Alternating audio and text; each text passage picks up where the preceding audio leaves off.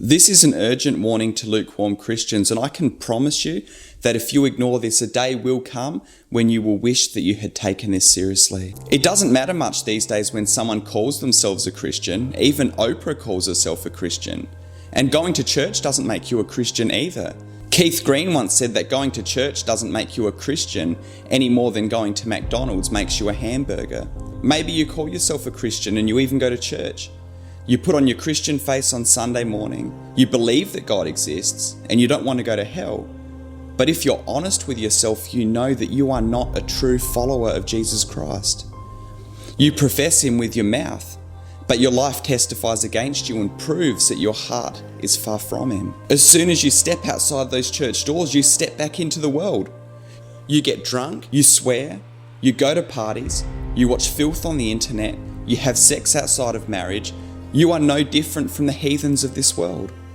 But God says that we cannot serve two masters, and if you continue down this path, your sin will find you out eventually. And no creature is hidden from His sight, but we are all naked and exposed to the eyes of Him to whom we must give an account. You will die one day, and you will stand before God and have to give an account for your life.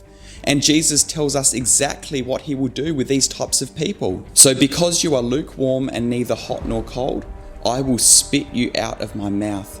For you say, I am rich, I have prospered, and I need nothing, not realizing that you are wretched, pitiable, poor, blind, and naked.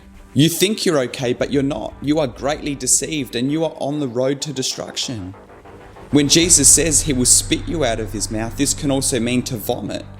Jesus will vomit you out of His mouth because the taste of your lukewarmness is so disgusting to Him. Now, I need to clarify something at this point. When I use the word lukewarm Christian, I'm not referring to someone who is a real Christian.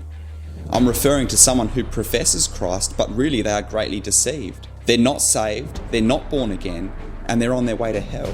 Many people will be in for a big shock, thinking that they will walk up to the doors of heaven and be allowed straight in because they were baptized, because they served in church, because they lifted their arms in worship. They think that their Sunday religion will save them. There are many people who claim to know God, but this isn't what matters. What matters is whether God knows you. Imagine if you walked up to the White House and there was a guard standing there and you said to him, "Let me in, I want to see the president." He would say no and turn you away. But imagine if the president came out and welcomed you into the White House. You would be allowed into the White House, not because you know the president, but rather because the president knows you. There are many people who profess to know God, but Jesus says that many will say, "Lord, Lord," but will not enter the kingdom of heaven, but only those who do the will of His Father who is in heaven. He will declare to them, "I never knew you, depart from me, you workers of lawlessness." In other words, those who lived as if God never gave them a law to obey. So the question isn't, do you know God? But rather, does God know you? If you're someone who is not living right, who is not right with God, you can't even fool yourself. Do you think that you can fool the God of the universe? God will not be mocked. You know exactly what you need to do right now, and that is to get right with God. Then Jesus told His disciples, "If anyone would come after me, let him deny himself and take up his cross and follow me. For whoever would save his life will lose it, but whoever loses his life for my sake will find it." It's time to stop playing games with God. It is time to make your decision. You can't live 1 foot in and 1 foot out. You have to decide what you want. Are you going to go all in for God and commit to Christ and spend an eternity with Him in heaven? Or are you going to live for the pleasures of this world and spend an eternity separated from Him in hell? What are you going to choose? Because you can't choose both. You have to choose one.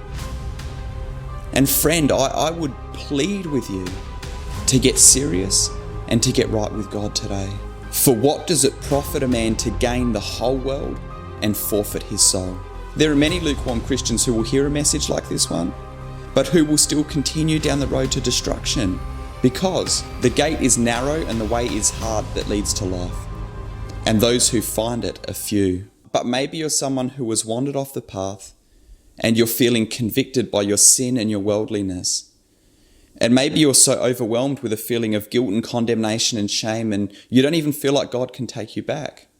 If that's you, I'm going to put a video up on the screen for you, which talks about God's compassion, His love, and His mercy and His grace towards you. The Father's heart towards you. I'm also going to put a video up on the screen which talks about how someone can live for all the pleasures of this world, experience all the pleasures, rise to the top, all of the success that this world has to offer, but it would be absolute foolishness in the end if that person has rejected Jesus Christ. For what does it profit a man to gain the whole world but to forfeit his soul? I'll put that video up on the screen also. Click on the video that you want to watch, and I look forward to talking to you very soon. God bless you.